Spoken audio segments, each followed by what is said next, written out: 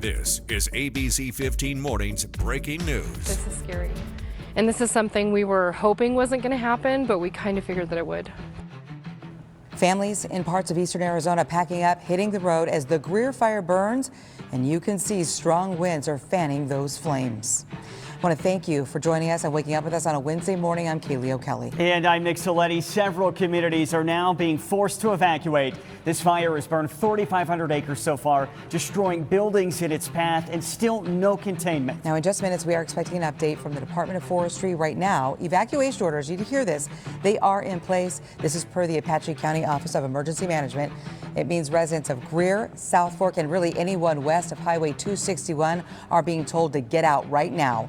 The town of Eager is on set status, and that means residents there should be ready to evacuate at a moment's notice. And evacuees are being directed to the Apache County Fairgrounds. Those with RVs or large animals can go to Round Valley Rodeo Grounds. Let's head out to ABC 15's Jordan Bonke, who's live in eastern Arizona, right by Highway 261. Jordan, you have been there all morning for us. Walk us through what's happening. Well, a really unique weather situation right now because the sun is really beaming down and it has already been up now for about an hour and a half. The wind, however, north of 20 miles an hour has to be carrying a 15 to 20 degree drop in temperatures. Here's what's really unique. You see behind us, this is facing towards Greer. This is south of us. We're at Highway 260 and 261. We're really just over 10 miles from the New Mexico border. That's where you're seeing the 3,500 acres plus acres that are burning. But if you look a little bit more this direction, it's completely blue skies that are over here. As for what's going to happen here in the coming hours, as of right now, fire officials are gathering at this very moment, 6 o'clock, so that they can discuss how they're going to attack this. They couldn't use some sort of resources yesterday because of these high winds. We did just see from the Greer Fire District that they said a possible cause is because of these high winds. There was a malfunction with an electrical equipment, and that may have caused. We're waiting to get an official word from all of that. But the evacuations right now are still the same as they were when we last left you. That's Greer, Northwoods, and South Fork. The town of Eager is on a set status. I just spoke with somebody who stopped over here to see if the highway was still closed. He says he's got 10 cats inside his house and a couple of dogs as well, and he's just trying to make sure that his livelihood is still intact. As all this stuff blows through, the forecast is looking good, hopefully to try and have those winds reduced here in the coming hours. We did hear from residents, and they are deeply concerned because of how much fuel is around us. And that is all this dry brush that's around us. They didn't see a whole lot of snow or rain. We heard from some residents in Eager yesterday. Here's what they had to say. Just make sure the community is safe. I'm here to help anybody that needs help and take care of my family. Yeah, we have a place to go if the time comes to where we need to leave. Just be prepared, I guess. Just better safe than sorry.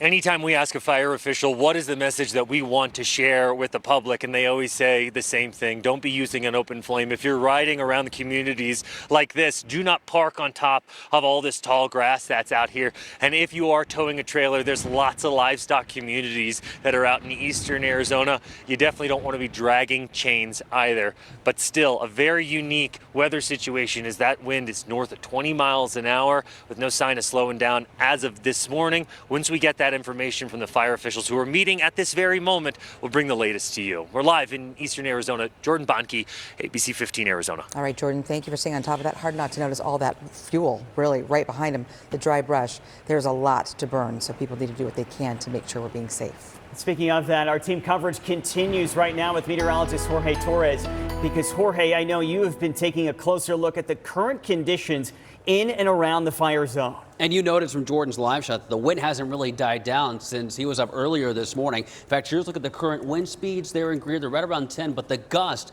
have been hovering around 20 to 30 miles per hour throughout the morning, and they're likely going to intensify here over the next several hours. Here is a look at some of the hot spots located regarding the Greer fire just north and actually south of 260. So we do anticipate this to potentially grow over the next several hours as the wind is going to be a major component with that fire that we're tracking currently. Temperatures climbing eventually in the 50s, but the big story will be the wind and fire danger for the rest of the morning and afternoon in eastern Arizona. We're not done yet with the possibility of more fire danger for the weekend.